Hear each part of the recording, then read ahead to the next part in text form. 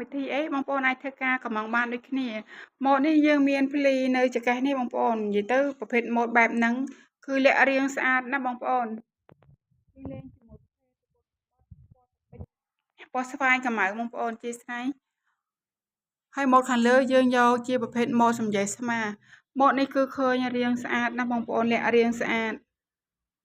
ប្រភេទប៉ាក់សំយ៉េងស្មាហើយយើង highlight ជាមួយនឹង